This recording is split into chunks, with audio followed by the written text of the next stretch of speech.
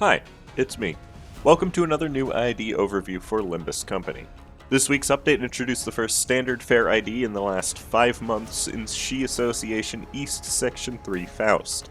She's a rather strong ID that is a combination of both the Poise and Bleed archetypes, and focuses around using her defense skill to activate her unique mechanics. As well with all standard fair IDs, you should avoid pulling for her regardless and just get her using ego shards. With that out of the way, let's get right into her kit. Firstly, Shi Association Faust has a new type of ammo that doesn't actually count as ammo in Arrow Shi, of which she begins every encounter with 4. While she has 4 and her passive is fueled, she gains 1 poise count whenever she gains poise potency from her base skills, up to 3 times per encounter, though it resets if she goes below 4 arrows at some point during the encounter. Her support passive is quite bad in all honesty. For 4 Lust Resonance, the unit who inflicted the most bleed potency in the turn gains 1 pierce damage up for the next turn. It's very high commitment of resonance for a 10% damage bonus, especially since the alternative on Faust gives a bunch of SP to allies for Lust Resonance instead. I can't really see her being useful on the bench at all.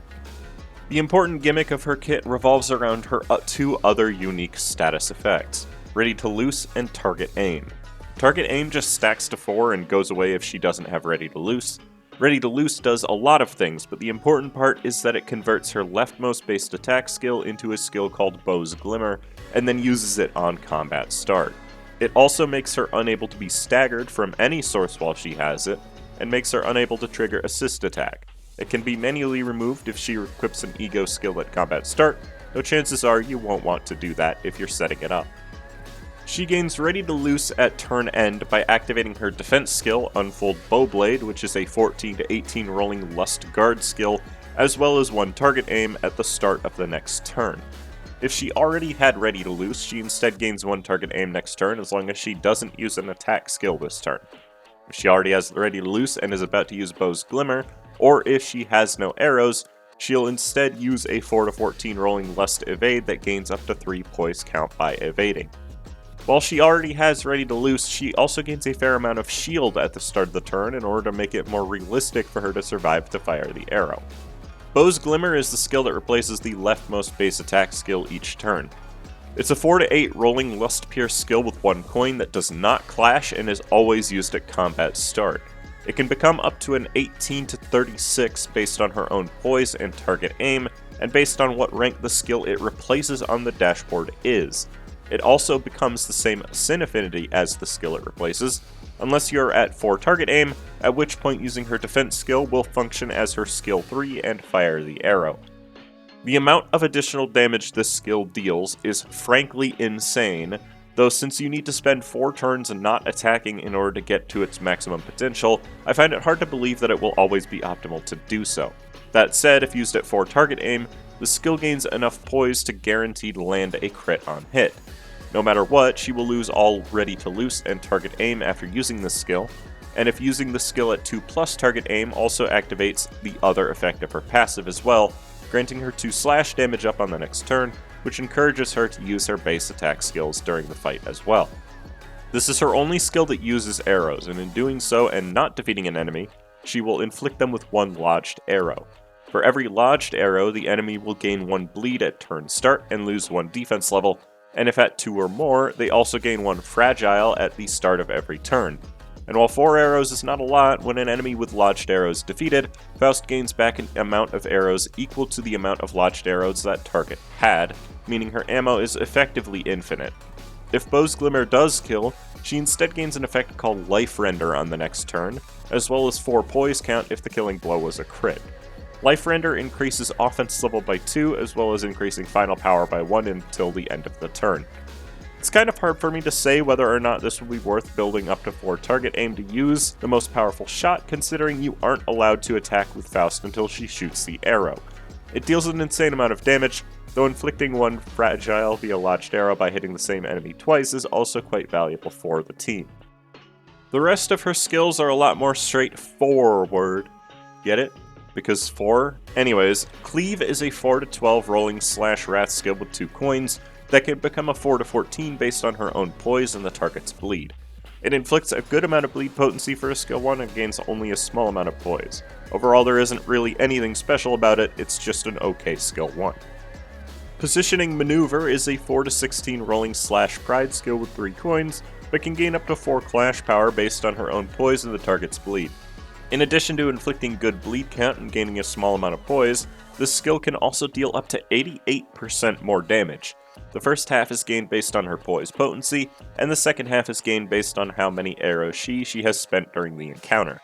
While her poise numbers are small, it's mostly because of her passive giving additional poise count. Even still, her poise gain is not very consistent overall. That said, the skill itself is still really solid. Glimmering Bow is a 4-16 rolling / lust skill with 4 coins that can become up to a 4-24 based on her own poise and the target's bleed. It has the same damage conditionals as her skill 2, whilst gaining an additional poise count on use as well as if the first coin crits. It inflicts a rather high amount of bleed count if the second coin crits. Just in general, she seems to be a lot more consistent as a bleed ID than a poise ID. While this skill is quite strong at its peak, this ID is very clearly going to need support to help get her poise potency up, since she can only gain as much as 2 poise per skill except for her arrow shot. For the first time, I think ever, this is a Faust ID that doesn't fuel any of her own ego. That being said, there is one ego that she very clearly wants to have in order to support, and that is Thoracalgia. If you want her to be able to land critical hits even somewhat consistently without having to spend 4 turns not attacking, this ego is the best way to support that, at least on Faust herself. That said, her Sin Affinity combination does perfectly fuel Ryoshu's Thoracalgia, which is the other ego that you really need in order to support this ID's poise gain.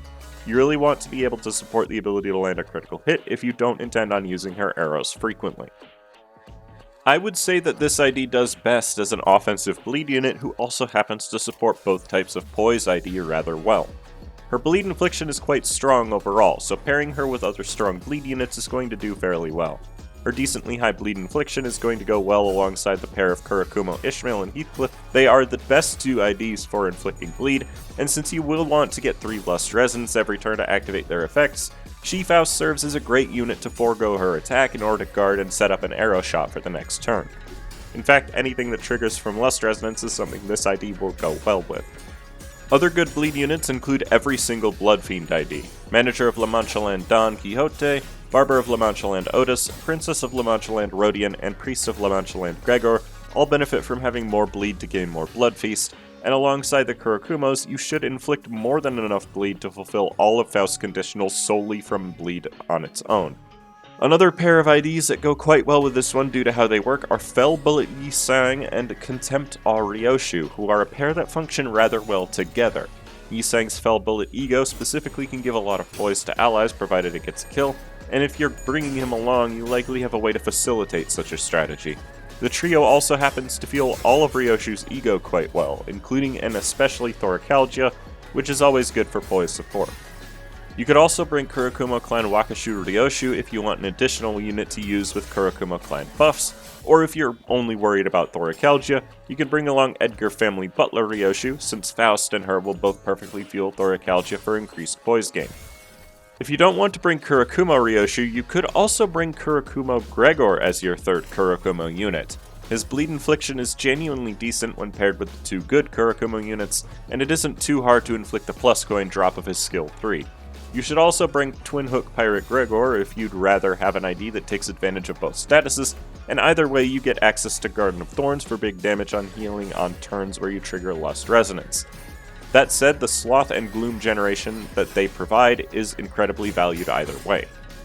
In addition, any team which inflicts a lot of bleed or a variety of debuffs will value Ring Pointillist students Yi Sang and Otis quite a lot. The Kurakumos also gain bonuses based on the variety of negative effects on the target as well, so you'll be dealing a lot of extra damage in your team whilst also having great support for this new ID. The full stop IDs are both great units to bring alongside any poise setup, and Faust works decently well inside the Pierce variant of poise teams, despite only having a single Pierce skill. It really sinks that Heathcliff's support passive can't apply to Faust since her arrows aren't actually ammo, but the IDs are still great to bring along into any team. Pierce Poise teams always work really well with Sanct Sinclair and Sanct Otis, who not only both have valuable syn affinities for Faust, but Otis can even take the heat off of your other units and make using Faust's defense skill more consistent. And lastly, you can bring her alongside the trio of Blade Lineage Merceau, Blade Lineage Yisang, and Blade Lineage Don Quixote as part of a slash poise core in order to allow the rest of your team to have great poise generation. Don Quixote can even help to sustain Faust poise in order to make her even more consistent. And that's about all there is to it. She's a very solid ID with some really cool visuals, but overall I'd say she's missing a bit of support that would make her viable in the long term. That said, she is standard fare, so there's no real reason to spend pulls on her if you want to get her. If you want to try her out, as always I have her at max upgrades in my company for anyone to use. Let me know what you think about her in the comments, and like and subscribe as it helps me out a lot. Thank you for watching my video, I hope you have a good rest of your day, and I hope to see you again soon.